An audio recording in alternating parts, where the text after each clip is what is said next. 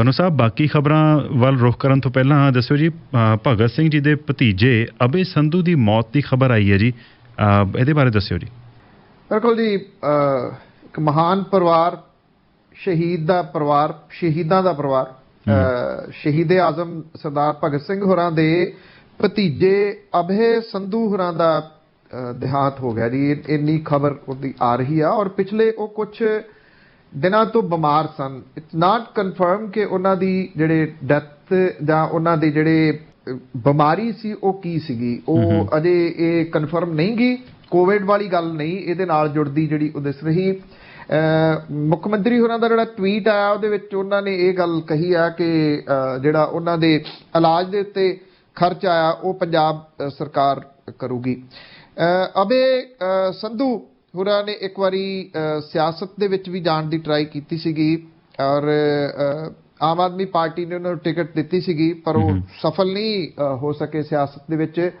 ਉਹਨਾਂ ਦਾ ਜਿਹੜਾ ਮੜੱਗਾ, ਜਿਹੜਾ ਥੋੜਾ ਝਲਕਾਰਾ, ਉਹ ਭਗਤ ਸਿੰਘ ਹੋਰਾਂ ਦਾ ਪੈਂਦਾ ਸੀ ਉਹਦੇ ਵਿੱਚ। ਮੈਂ ਉਹਨਾਂ ਨੂੰ ਬਹੁਤ ਸਾਲਾਂ ਤੋਂ ਜਾਣਦਾ, ਇੰਨਾ ਉਹਨਾਂ ਦੇ ਨਾਲ ਪਿਆਰ ਸੀਗਾ ਕਿ ਹੁਣ ਇਹਨਾਂ ਪਿਛਲੇ ਕੁਝ ਸਮੇਂ ਦੇ ਦੌਰਾਨ ਕਦੀ ਮੇਲ ਨਹੀਂ ਹੋਇਆ, ਪਰ ਉਹ ਇੰਨੇ ਤੁਸੀਂ ਕਹਿ ਲਓ ਕਿ ਕਮਿਟਡ ਜਿਹੜੇ ਜਾਣਨ ਪਛਾਣਨ ਵਾਲਿਆਂ ਲਈ ਕਿ ਬਰਥਡੇ ਵਾਲੇ ਦਿਨ ਉਹਨਾਂ ਦਾ ਸਾਲ 'ਚ ਇੱਕ ਵਾਰੀ ਫੋਨ ਜ਼ਰੂਰ ਆਉਂਦਾ ਸੀ। ਇਸ ਤਰ੍ਹਾਂ ਦੇ ਉਹ ਮਿਲਣਸਾਰ ਵਿਅਕਤੀ ਸਨ ਅਭੈ ਸੰਧੂ ਹੋਰੀ। ਅਭੈ ਸੰਧੂ ਹੋਰੀ ਦੁਨੀਆ ਤੋਂ ਤੁਰ ਗਏ ਨੇ। ਬੜਾ ਅਫਸੋਸ ਹੈ, ਬੜੇ ਇਹ ਦਿਨ ਹੀ ਇਹ ਉਦਾਸੀਆਂ ਭਰੇ ਨੇ ਜੀ। ਰੋਜ਼ ਕੁਛ ਨਾ ਕੁਛ ਜਿਹੜਾ ਉਹ ਸੁਣੀਦਾ, ਡੇਲੀ ਕੁਛ ਨਾ ਕੁਛ ਸੁਣੀਦਾ। ਜਰਨੈਲ ਸਿੰਘ ਹੋਰਾਂ ਦੀ ਮੌਤ ਹੋ ਗਈ ਜੀ। ਜੀ ਯੈਸ, ਜਰਨੈਲ ਸਿੰਘ ਪੱਤਰਕਾਰ ਆਪਣੇ ਭਾਈਚਾਰੇ ਦੇ ਵਿੱਚੋਂ ਸਨ ਜੀ, ਔਰ ਬਾਅਦ ਦੇ ਵਿੱਚ ਬੇਸ਼ੱਕ ਉਹ ਸਿਆਸਤ ਵਾਲੇ ਪਾਸੇ ਚਲੇ ਗਏ, ਪਰ ਉਹਨਾਂ ਨੇ ਆਪਣਾ ਕੈਰੀਅਰ ਜਿਹੜਾ ਸੀਗਾ ਉਹ ਪੱਤਰਕਾਰੀ ਤੋਂ ਸ਼ੁਰੂ ਕੀਤਾ। ਅਮਰ ਉਜਾਲਾ ਦੇ ਨਾਲ ਕੰਮ ਕਰਦੇ ਰਹੇ, ਦੈਨਿਕ ਜਾਗਰਣ ਦੇ ਨਾਲ ਜੁੜ ਗਏ। ਸਿਰਫ 48 ਕੁ ਸਾਲਾਂ ਦੇ ਸਨ। 1973 'ਚ ਜੰਮੇ ਜਰਨੈਲ ਸਿੰਘ ਕਰੋਨਾ ਪੋਜ਼ਿਟਿਵ ਆਏ ਸਨ, ਔਰ ਉਹਨਾਂ ਦੀ ਹਾਲਤ ਕਾਫੀ ਸੀਰੀਅਸ ਹੋ ਗਈ ਸੀਗੀ। ਦਿੱਲੀ ਦੇ ਹਸਪੀਟਲ ਦੇ ਵਿੱਚ ਉਹਨਾਂ ਨੇ ਆਖਰੀ ਸਾਹ ਲਏ। ਜਰਨੈਲ ਸਿੰਘ ਉਸ ਵੇਲੇ ਚਰਚਾ ਦੇ ਵਿੱਚ ਆਏ ਸੀਗੇ ਜਦੋਂ 1984 ਦੇ ਸਿੱਖ ਕਤਲੇਆਮ ਦਾ ਰੋਸ ਵਜੋਂ ਉਹਨਾਂ ਨੇ 2000 ਤੇ ਆਪਣੇ 2009 ਦੇ ਵਿੱਚ ਪੀ ਚਿਦੰਬਰਮ ਜਿਹੜੇ ਉਦੋਂ ਦੇ ਗ੍ਰਹਿ ਮੰਤਰੀ ਸਨ, ਇੱਕ ਪੱਤਰਕਾਰ ਸੰਮੇਲਨ ਦੇ ਵਿੱਚ ਉਹਨਾਂ ਵੱਲ ਨੂੰ ਜੁੱਤੀ ਸੁੱਟ ਕੇ ਰੋਸ ਪ੍ਰਗਟ ਕੀਤਾ ਸੀਗਾ ਜੀ। ਹਾਲਾਂਕਿ ਬਾਅਦ ਦੇ ਵਿੱਚ ਜਰਨੈਲ ਸਿੰਘ ਹੋਰੀ ਬੜੀਆਂ ਸਾਰੀਆਂ ਇੰਟਰਵਿਊਜ਼ ਦੇ ਵਿੱਚ ਉਹਨਾਂ ਨੇ ਇਹ ਗੱਲ ਕਹੀ ਕਿ ਐਜ਼ ਏ ਪੱਤਰਕਾਰ ਦੇ ਨਾਤੇ ਮੇਰੇ ਕੋਲੇ ਕਲਮ ਸੀ, ਮੈਨੂੰ ਉਹਦੇ ਨਾਲ ਲੜਨਾ ਚਾਹੀਦਾ ਸੀ। ਖੈਰ ਉਹ ਬਾਅਦ ਵਾਲੀਆਂ ਗੱਲਾਂ ਨੇ। ਫਿਰ ਉਹ ਸਿਆਸਤ ਦੇ ਵਿੱਚ ਵੀ ਆਏ। ਆਮ ਆਦਮੀ ਪਾਰਟੀ ਦੇ ਵੱਲੋਂ ਇੱਕ ਵਾਰੀ 2015 ਦੀ ਚੋਣ ਉਹ ਜਿਹੜਾ ਸੀ ਜਿੱਤੇ ਰਜੌਰੀ ਗਾਰਡਨ ਦੇ ਵਿੱਚ। 14 ਵਾਲੀ ਉਹ ਹਾਰੇ ਸੀਗੇ ਲੋਕ ਸਭਾ ਦੀ ਚੋਣ। ਫਿਰ ਉਹ 17 ਦੇ ਵਿੱਚ ਉਹਨਾਂ ਨੇ ਪੰਜਾਬ ਦੇ ਵਿੱਚ ਆ ਕੇ ਲੰਬੀ ਤੋਂ ਪ੍ਰਕਾਸ਼ ਸਿੰਘ ਬਾਦਲ ਹੋਰਾਂ ਨੂੰ ਵੰਗਾਰਿਆ ਸੀਗਾ, ਤੇ ਪ੍ਰਕਾਸ਼ ਸਿੰਘ ਬਾਦਲ ਹੋਰਾਂ ਨੂੰ ਜਿਤਾਉਣ ਲਈ ਉਦੋਂ ਉੱਥੇ ਕੈਪਟਨ ਅਮਰਿੰਦਰ ਸਿੰਘ ਹੋਰਾਂ ਨੇ ਜਾ ਕੇ ਪੇਪਰ ਜਿਹੜੇ ਭਰਤੇ ਸੀ। ਜਰਨੈਲ ਸਿੰਘ ਹੋਰੀ ਹਾਰ ਗਏ, ਪਰ ਉਦੋਂ ਬਾਅਦ ਉਹ ਸਿਆਸਤ ਤੋਂ ਲਗਭਗ ਕਿਨਾਰਾ ਕਰ ਗਏ। ਉਹ ਆਮ ਆਦਮੀ ਪਾਰਟੀ ਨੂੰ ਵੀ ਛੱਡ ਗਏ ਸਨ। ਸੋ ਇਹ ਵੀ ਇੱਕ ਬੜੀ ਦੁਖਦਾਈ ਖਬਰ ਹੈ ਕਿ ਜਰਨੈਲ ਸਿੰਘ ਹੋਰੀ ਇਸ ਦੁਨੀਆ ਦੇ ਵਿੱਚ ਨਹੀਂ ਰਹੇ। ਪੱਤਰਕਾਰ ਭਾਈਚਾਰੇ ਦੇ ਵਿੱਚੋਂ ਜਿਵੇਂ ਮੈਂ ਤੁਹਾਨੂੰ ਕਿਹਾ ਕਿ ਉਹ ਸਨ ਇਨਸਾਫ ਲਈ ਲੜਨ ਵਾਲੇ ਜਿਹੜੇ ਉਹ ਵਿਅਕਤੀ ਸਨ, ਉਹ ਲੜਦੇ ਰਹੇ। ਇਹ ਦੋ ਸ਼ਖਸੀਅਤਾਂ ਅੱਜ ਦੁਨੀਆ ਦੇ ਵਿੱਚੋਂ ਜਿਹੜਾ ਜੀ ਉਹ ਚਲੇ ਗਿਆ। ਅਭੈ ਸੰਧੂ ਹੋਰਾਂ ਦਾ ਬਹੁਤ ਦੁੱਖ ਹੈ। ਮਹਾਨ ਪਰਿਵਾਰ ਦੇ ਵਿੱਚੋਂ ਸਨ ਜੀ। ਉਸ ਪਰਿਵਾਰ ਦਾ ਤਾਂ ਦੇਣਾ ਹੀ ਨਹੀਂ ਦਿੱਤਾ ਜਾ ਸਕਦਾ ਜੀ ਕਿਸੇ ਵੀ ਹਾਲਤ ਦੇ ਵਿੱਚ। ਨਸਲਾਂ ਪੀੜ੍ਹੀਆਂ ਉਸ ਪਰਿਵਾਰ ਦਾ ਦੇਣਾ ਨਹੀਂ ਦੇ ਸਕਦੀਆਂ, ਅਭੈ ਸੰਧੂ ਹੋਰਾਂ ਦੇ ਪਰਿਵਾਰ ਦਾ, ਸ਼ਹੀਦ ਭਗਤ ਸਿੰਘ ਹੋਰਾਂ ਦੇ ਪਰਿਵਾਰ ਦਾ ਜੀ।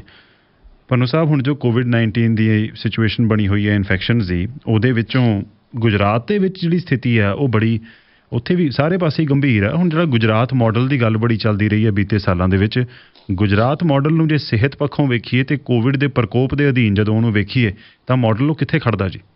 ਕਿਤੇ ਵੀ ਨਹੀਂ ਖੜਦਾ ਜੀ। ਐਕਚੁਅਲੀ ਇਹ ਆ ਕਿ ਉਹ ਲੱਭਦਾ ਹੀ ਨਹੀਂ। ਹੁਣ ਪਤਾ ਲੱਗਿਆ ਵੀ ਮਾਡਲ ਤਾਂ ਹੈ ਹੀ ਨਹੀਂ ਸੀ, ਉਹ ਤਾਂ ਲੋਕਾਂ ਦੇ ਵਿੱਚ ਇੱਕ ਭਰਮ ਕ੍ਰੀਏਟ ਕੀਤਾ ਗਿਆ ਸੀਗਾ। ਕਿਵੇਂ ਮੀਡੀਆ ਨੂੰ ਖਰੀਦਿਆ ਜਾਂਦਾ, ਖਰੀਦ ਕੇ ਉਹ ਇੱਕ ਭਰਮ ਜਿਹੜਾ ਉਹ ਬਣਾਇਆ ਜਾਂਦਾ, ਇੱਕ ਸ਼ਖਸੀਅਤ ਜਿਹੜੀ ਆ ਉਹ ਉਭਾਰੀ ਜਾਂਦੀ ਹੈ। ਮੈਂ ਇੱਕ ਫਿਲਮ ਵੇਖੀ ਸੀ, ਉਹਦਾ ਨਾਮ ਨਹੀਂ ਮੈਂ ਲਊਂਗਾ ਕਿਉਂਕਿ ਉਹਦਾ ਨਾਮ ਕੁਝ ਉਸ ਤਰ੍ਹਾਂ ਦਾ ਲੋਕ ਉਹਦੇ ਨਾਲ ਨਾ ਜੋੜ ਲੈਣ। ਉਹਦੇ ਵਿੱਚ ਵੀ ਇੱਕ ਭਰਮ ਜਿਹੜਾ ਉਹ ਕ੍ਰੀਏਟ ਕੀਤਾ ਜਾਂਦਾ ਪੁਲਿਸ ਦੇ ਵੱਲੋਂ, ਆਲੇ ਦੁਆਲੇ ਦੇ ਵੱਲੋਂ, ਜਦੋਂ ਕਿ ਹੁੰਦਾ ਕੱਖ ਨਹੀਂਗਾ ਜੀ। ਜੇ ਉਹਨੂੰ ਉਹ ਸਮਝਣੀ ਥੋੜੀ ਜੀ ਔਖੀ ਸੀਗੀ ਫਿਲਮ। ਇਹ ਵੀ ਇੱਕ ਫਿਲਮ ਸੀਗੀ ਜਿਹਦੇ ਵਿੱਚ ਇੰਨਾ ਕੁਝ ਕ੍ਰੀਏਟ ਕੀਤਾ ਗਿਆ। 14 ਦੇ ਵਿੱਚ ਤਾਂ ਇਸ ਕ੍ਰੀਏਸ਼ਨ ਦਾ ਸਿਖਰ ਵੇਖਣ ਨੂੰ ਮਿਲਿਆ ਜਦੋਂ ਲੋਕਾਂ ਨੇ ਬਹੁਤ ਬਹੁਮਤ ਦੇ ਨਾਲ ਇੱਕ ਸਰਕਾਰ ਜਿਹੜੀ ਉਹ ਬਣਾ ਦਿੱਤੀ, ਇਸ ਕਰਕੇ ਕਿ ਗੁਜਰਾਤ ਮਾਡਲ ਬਹੁਤ ਕਮਾਲ ਦਾ। ਕੀ ਸੀ ਉਹ, ਕਿਸੇ ਨੇ ਪੁੱਛਿਆ ਹੀ ਨਾ ਕਿ ਗੁਜਰਾਤ ਦੇ ਮਾਡਲ ਦੇ ਵਿੱਚ ਇਸ ਤਰ੍ਹਾਂ ਦੀਆਂ ਕਿਹੜੀਆਂ ਚੀਜ਼ਾਂ ਸੀ ਜਿਹੜੀਆਂ ਕਿ ਮੁਲਕ ਪੱਧਰ ਦੇ ਉੱਤੇ ਆ ਕੇ ਜਦੋਂ ਆਉਣਗੀਆਂ ਤੇ ਉਹ ਲੋਕਾਂ ਦੀ ਆਮ ਜ਼ਿੰਦਗੀ ਦੇ ਉੱਤੇ ਇੰਪੈਕਟ ਪਾਉਣਗੀਆਂ। ਆਪਾਂ ਉੱਤਰ ਪ੍ਰਦੇਸ਼ ਦੀ ਗੱਲ ਪਿਛਲੇ ਦਿਨਾਂ ਤੋਂ ਕਰਦੇ ਰਹੇ ਹਾਂ। ਕੱਲ ਵੀ ਆਪਾਂ ਗੱਲ ਕੀਤੀ ਸੀ ਕਿ ਉੱਥੇ ਕੀ ਬਣਿਆ ਹੋਇਆ, ਉਹ ਨਿਰੰਤਰ ਜਾਰੀ ਹੈ। ਉੱਥੇ ਡੈੱਡ ਬੋਡੀਜ਼ ਨਿਰੰਤਰ ਜਾਰੀ ਨੇ।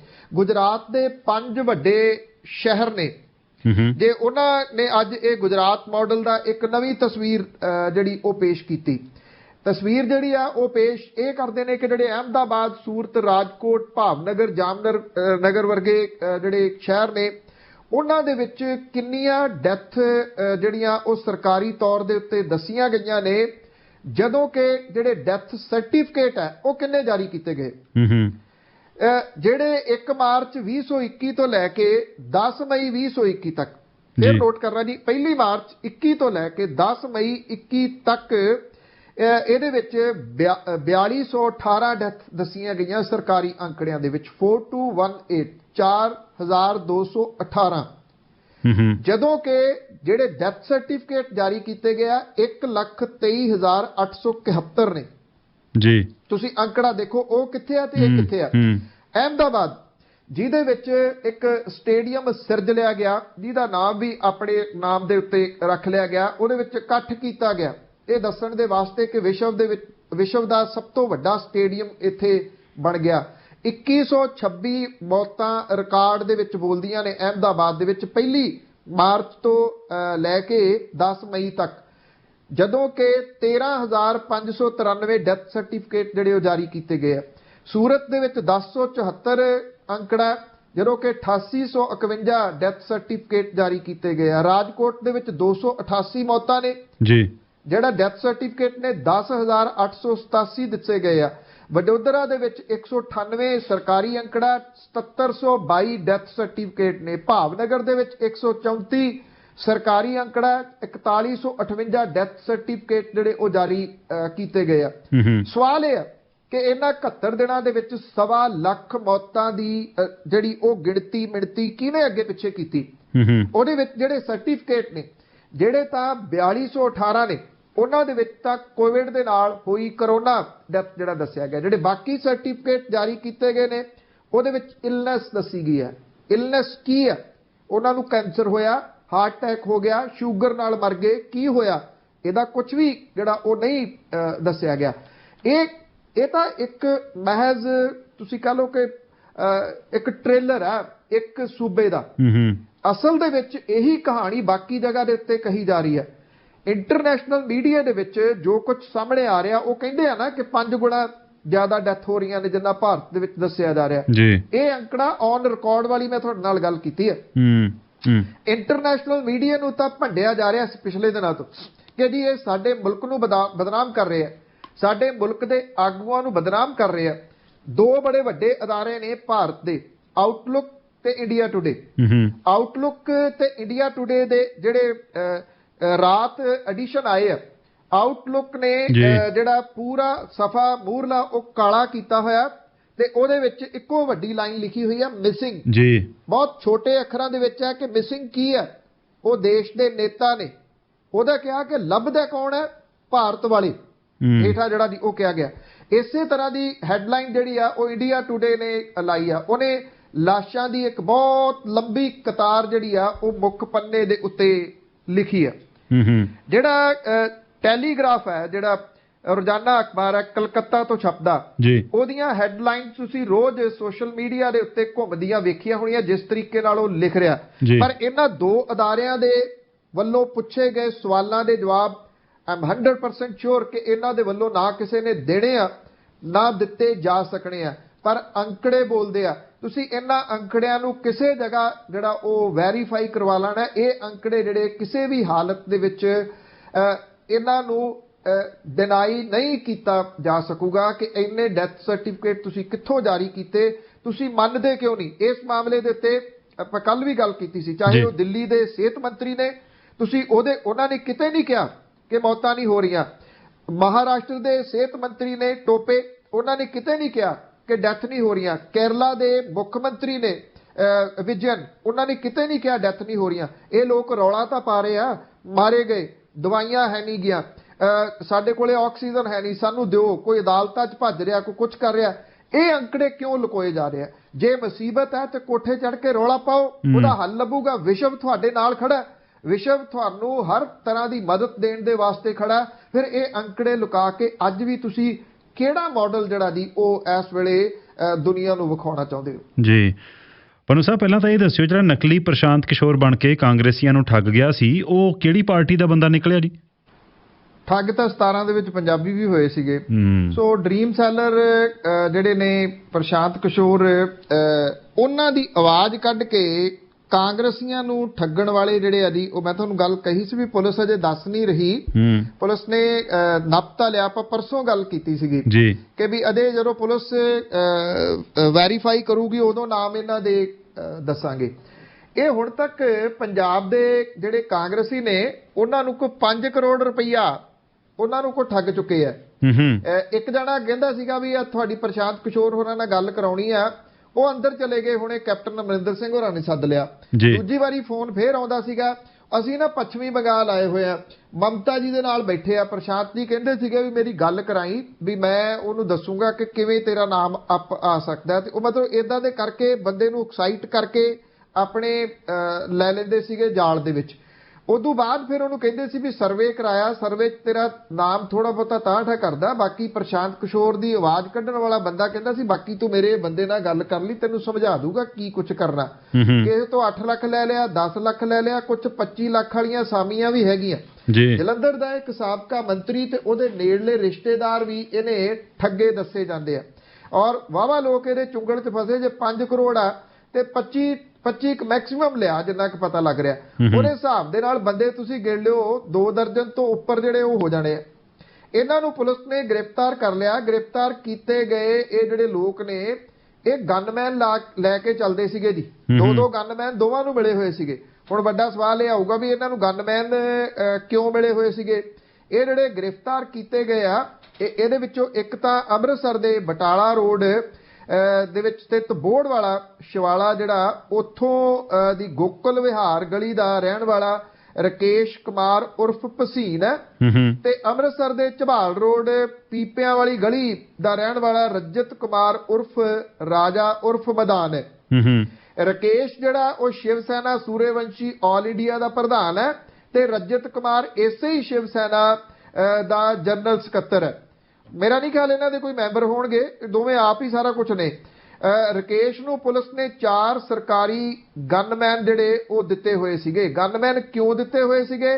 ਕਿਉਂਕਿ ਉਹਦੀ ਜਾਨ ਨੂੰ ਖਤਰਾ ਸੀਗਾ। ਉਹਦੀ ਜਾਨ ਨੂੰ ਕਿਹਦੇ ਤੋਂ ਖਤਰਾ ਸੀਗਾ? ਇਹ ਗਨਮੈਨ ਜਿਹੜੇ ਜੀ ਉਹ ਦੇਣ ਵਾਲੇ ਦੱਸਣ।